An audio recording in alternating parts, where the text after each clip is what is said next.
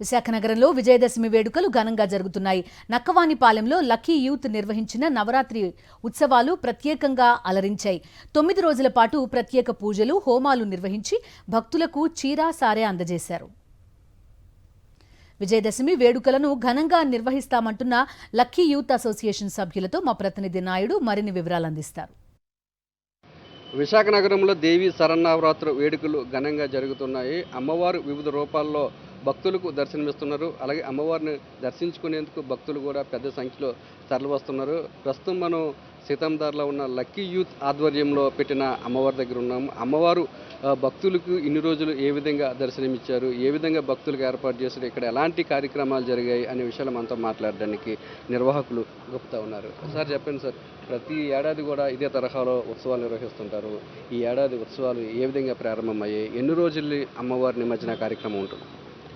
మేము ప్రతి సంవత్సరం విజయవాడ కనకదుర్గాదేవికి ఏ విధంగా జరుగుతాయో అదే విధంగా మేము ఫాలో అయ్యి అన్ని రకాలుగా ఏ పూజలు ఏ రోజు జరిగించాలో అదే రోజు మేము జరిపిస్తామండి.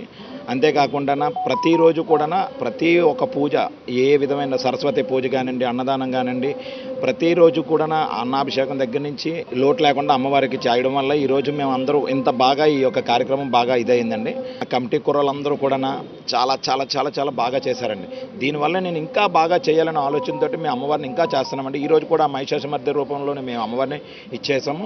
ఈరోజు కూడా అమ్మవారికి ఏమొచ్చి సారి సమర్పించి ఒక 300-400 మంది భక్తులకి సారీ అరేంజ్మెంట్ చేసి వాళ్ళందరికీ ఊరంతా కూడా సారి పెడతాం. అందరికీ దర్శనానికి ఇబ్బంది లేకుండా అందరికీ కూడా మేము చేయడం చేసిందండి. ఇక్కడ ఎలాంటి పూజా కార్యక్రమాలు జరుగుతున్నాయి? ఉదయం సాయంత్రం ప్రత్యేకమైన హోమాలు ఏమైనా జరిగాయి?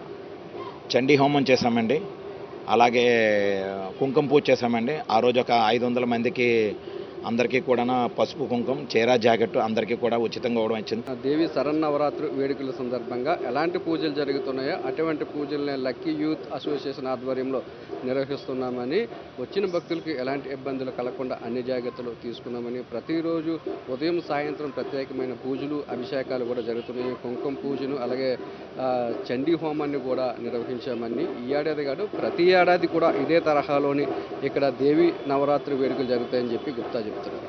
కెమెరామెన్ అప్పలరాజుతో నాయుడు, విశాఖపట్నం.